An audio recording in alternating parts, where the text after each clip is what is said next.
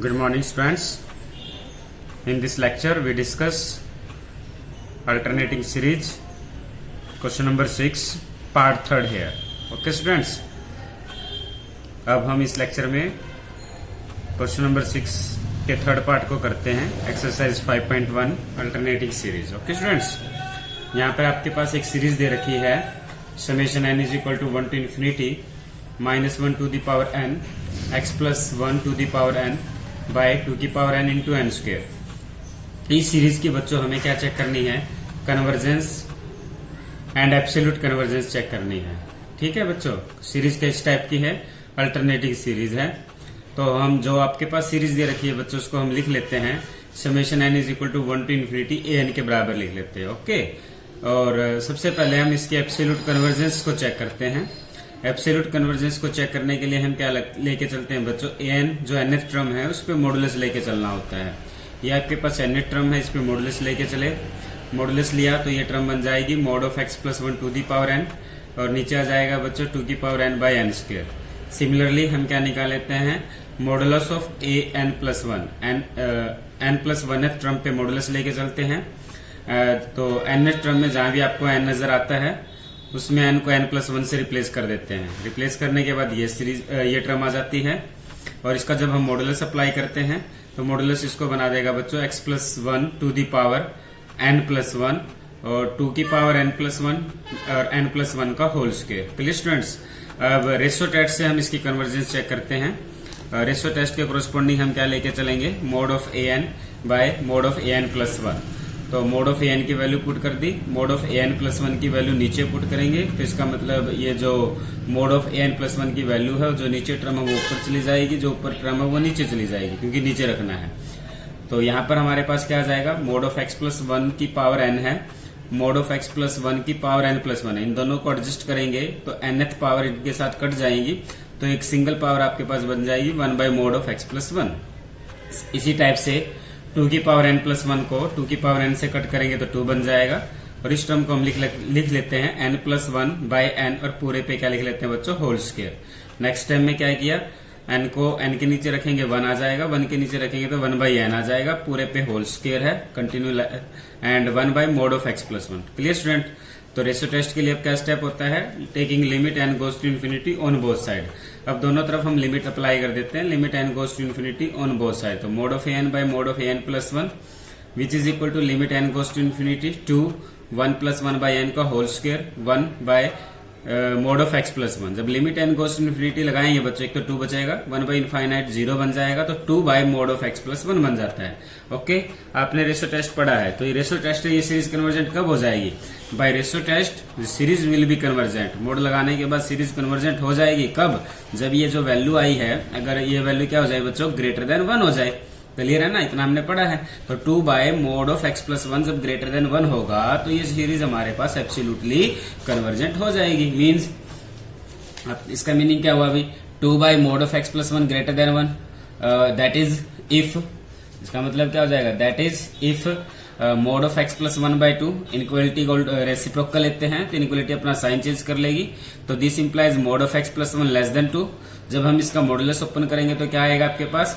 x plus 1 less than 2 greater than -2, और पूरी inequality में से -1 को माइनस करते हैं, तो -1 -2 x प्लस 1 में से -1 जाएगा, 2 में से 1 जाएगा, तो x greater than -3 and less than 1. Clear है? तो आपके पास जो गिवन सीरीज है वो मोड लगाने के बाद मींस एब्सोल्युटली कन्वर्जेंट हो जाएगी. एब्सोल्युटली कन्वर्जेंट तो हो जाएगी, लेकिन कब हो जाएगी एब्सोल्युटली कन्वर्जेंस? जब x आपके पास ग्रेटर देन -3 होगा और लेस देन क्या होगा? 1 होगा. Clear student? अब सिमिलरली डिस्कस करते हैं कि वो जो सीरीज है वो डाइवर्जेंट कब होती है रेशियो टेस्ट से? जो वैल्यू आई है वो अगर लेस देन 1 हो जाए तो सीरीज क्या हो जाएगी? डाइवर्जेंट हो जाएगी बाय रेशियो टेस्ट से. That is if mod of x plus 1 by 2. अगर इसका उल्टा करेंगे, इसका उल्टा लेंगे तो इनइक्वालिटी अपना क्या कर लेगी? साइन चेंज कर लेगी. Means mode of x plus 1 is greater than 2. That is if, जब इसका मॉडुलस हटाएंगे तो इसका मीनिंग क्या हुआ? कि x plus 1 is greater than 2 और x plus 1 is less then -2. Means x is greater than 1 और x इज लेस देन -3. इसका मीनिंग क्या हुआ बच्चों? जब x 1 से बड़ा होगा और x जब -3 से छोटा होगा, when x is greater than 1 या x is less then -3, in that situation, इस सिचुएशन में आपके पास जो सीरीज है मोड लगाने के बाद वो कन्वर्जेंट नहीं है, मतलब क्या है, डाइवर्जेंट है।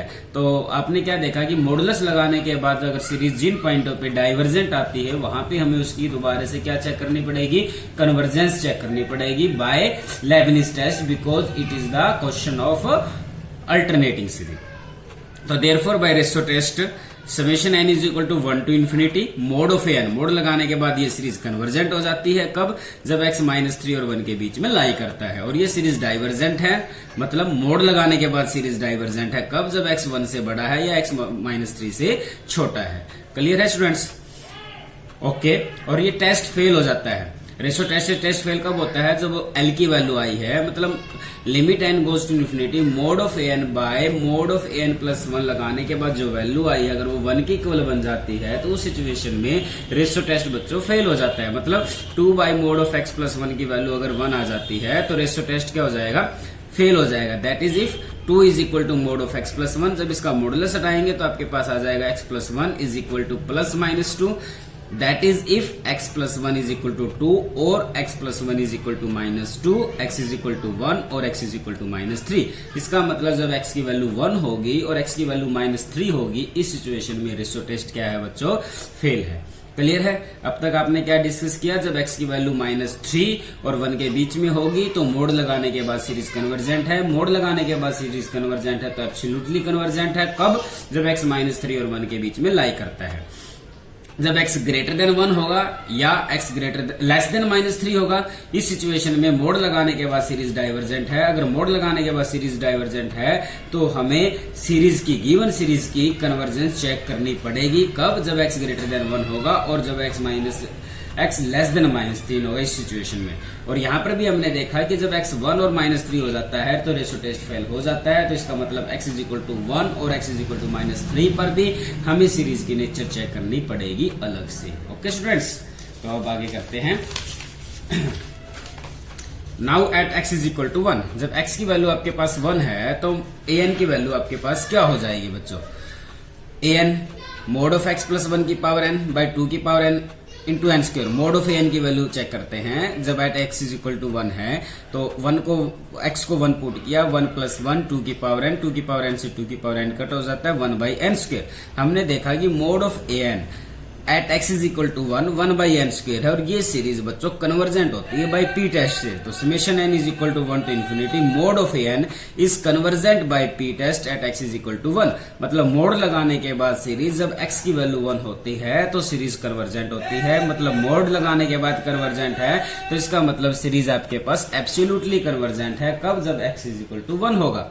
सिमिलरली हम चेक करते हैं जब x इज इक्वल टू -3 होगा तो मोड ऑफ एन की वैल्यू -3 प्लस 1 -2 पे मोड लगाया तो 2 की पावर n, 2 की पावर n से 2 की पावर n कैंसिल हो जाता है तो 1 बाई एन स्क्वायर। फिर से हमने क्या देखा? जब x की वैल्यू -3 है तो मोड ऑफ एन की वैल्यू 1 बाई एन स्क्वायर है। तो इसका मतलब, और ये सीरीज क्या है बच्चों? कन्वर्जेंट है बाई पी टेस्ट से। मोड लगाने के बाद सीरीज कन्वर्जेंट है बाई पी टेस्ट से। कब? x is equal to -3। तो इसका मतलब हमने क्या देख लिया बच्चों? जब x की वैल्यू -3 और 1 के बीच में है तब भी सीरीज मोड लगाने के बाद कन्वर्जेंट है।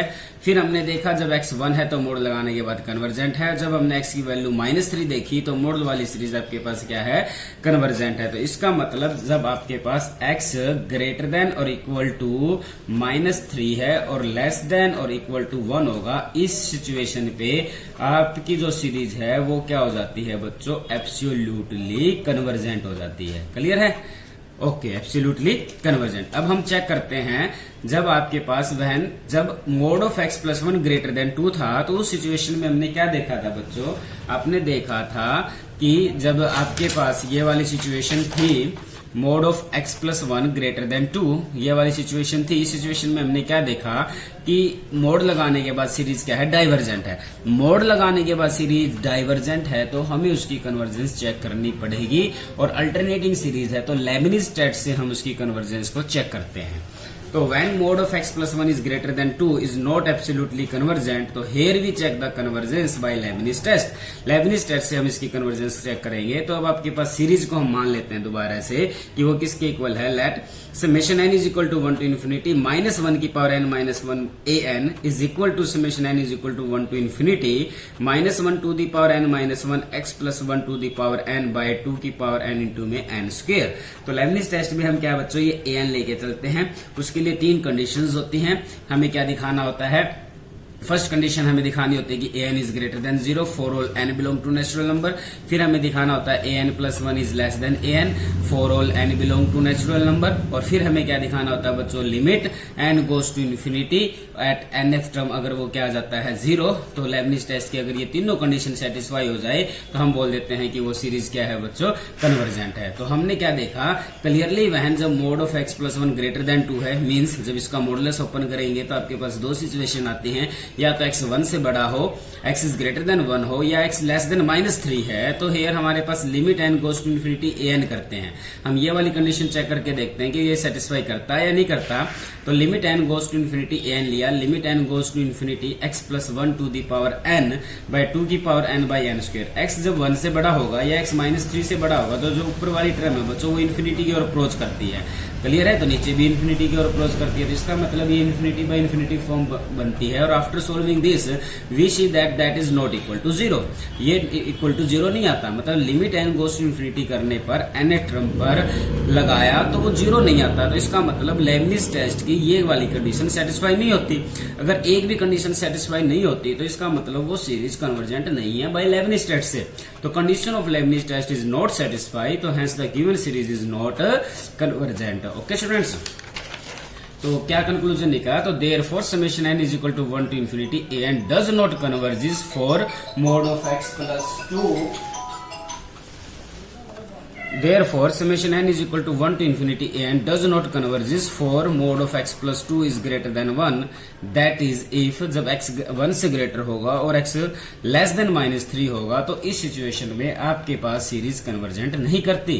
तो टोटल कंक्लूजन क्या निकला, गिवन सीरीज हमारे पास एब्सोल्युटली कन्वर्जेंट है जब x less than equal to 1 होगा और ग्रेटर देन इक्वल टू -3 होगा। यह हम देख चुके हैं कि जब x 1 से बड़ा होगा तब भी नॉट कन्वर्जेंट है, और जब x लेस देन -3 होगा तो वो सीरीज क्या है, not converges. Okay, now we discuss question number 7 hair.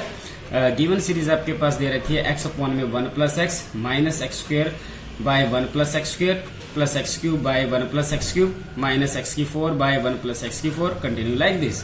Show that it is convergent. हमें शो करना है कि ये जो अल्टरनेटिंग सीरीज आपको दे रखी है ये सीरीज कन्वर्जेंट हो जाएगी कब, जब x की वैल्यू 0 और 1 के बीच में लाई करती है। ओके, हम मान लेते हैं कि ये जो सीरीज है वो बराबर है, मान लेते हैं कि ये सीरीज किसके इक्वल ले लेते हैं, summation n is equal to 1 to infinity minus 1 to the power n minus 1 by an is equal to that series. और जब इसकी n टर्म लिखते हैं तो ये बन जाएगी summation n is equal to 1 to infinity minus 1 to the power n minus 1 x to the power n upon 1 plus x to the power n। अब हम बच्चों इसकी क्या चेक करनी है, कन्वर्जेंट। और ये सीरीज कौन सी है, अल्टरनेटिंग सीरीज है। क्यों ना हम इसकी क्या चेक कर लें, एब्सोल्यूट कन्वर्जेंट। आपको पता है कि जिन पॉइंटों पे कोई भी सीरीज एब्सोल्यूट कन्वर्जेंट होगी तो कन्वर्जेंस तो ऑटोमेटिकली हो जाएगी। तो इसलिए हम nth टर्म पे मोड ऑफ an लेके चलते हैं। तो x to the power n upon 1 plus x to the power n, और nth टर्म आपके पास ये थी, इसका मॉडुलस लिया तो ये बन जाएगी mod of x to the power n by 1 plus mod of x to the power n। Case first हम अराइज करते हैं। केस फर्स्ट में क्या लेके चलना होता है कि हम ये पॉइंट लेके चल देते हैं जब x 0 और 1 के बीच में लाई करता है। आपने पढ़ा भी है और आप जानते भी हैं, जब x 0 और 1 के बीच में लाई करता है और limit n goes to infinite करोगे तो वैल्यू किसको अप्रोच करती है बच्चों, 0 को अप्रोच करती है। क्लियर है ना? When x is greater than 0 less than 1 in that situation limit n goes to infinity mod of x to the power n is equal to 0। Let कर लेते हैं bn mod of x to the power n। अब हम ये लेके चल पड़ते हैं an mod of an by bn। Mod of an की वैल्यू हमने पुट कर दी, an आपका है ये वाली term, mod of x to the power n by 1 plus mod of x to the power n into में डिवाइड में bn कर दिया। Mod of x to the power n से mod of x to the power n की term आपके पास cancel हो जाएगी और आपके पास बच जाता है 1 by 1 1/1 plus mod of x to the power n। फिर हमें क्या लेना होता है बच्चों, limit n goes to infinity on both side, limit n goes to infinite on both side. आपके पास क्या जाता है 1 which is finite and non zero, which is finite and non zero. तो therefore by the comparison test both series summation n is equal to 1 to infinity mod of an and summation n is equal to 1 to infinity vn converges और diverges together। दोनों जो series होंगी both आपके पास converges और diverges together होगी। bn की nature के बारे में अब हम डिस्कस कर लेते हैं, और bn की जो नेचर है बच्चों वो डिस्कस करते हैं।